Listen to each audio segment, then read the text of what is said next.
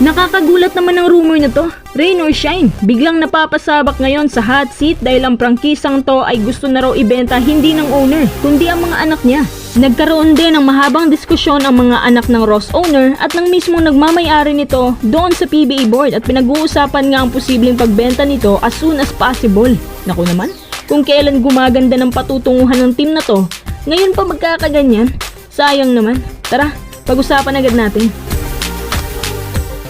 Kahapon, nagkaroon raw ng pagpupulong ang mga anak at ng mismong owner ng team nito para linawin kung ano ba talaga ang totoong estado ng team. Ayon sa isang spin writer, tinukoy niya na ang team na to ay hindi naman daw consistent sa pagkuha ng title pero meron raw silang PBA titles noon at ang tinutukoy na majority sa clue ay ang Rain or Shine. Sa totoo lang, wala naman kaming ibang teams na naisip bukod sa Rain or Shine kasi sila lang naman ang average team na alam ko na meron silang ilang PBA titles.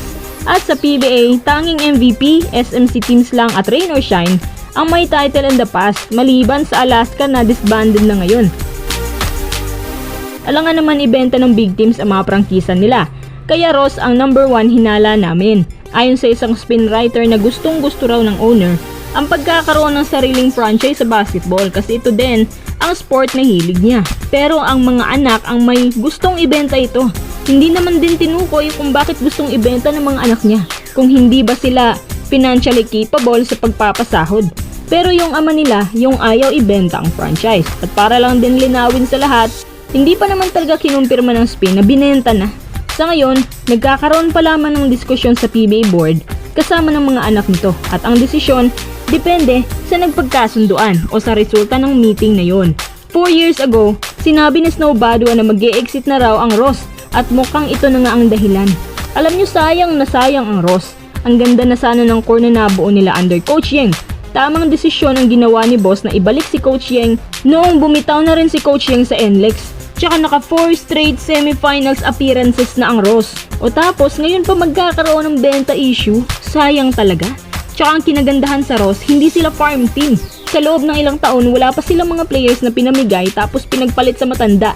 Maliban kay ng Batak na kusa nilang binitawan, nagkakaroon na rin sila ng kumpiyansa sa iba't ibang klase ng sitwasyon gaya na lamang ng Game 5 bardagulan nila laban sa Magnolia na kung saan pinataob nila ang isang giant team.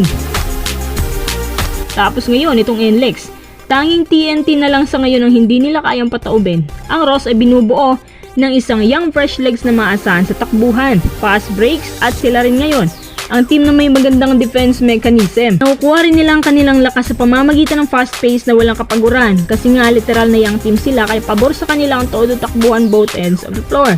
Kaya naisahan nila ang mga teams na maraming aging players.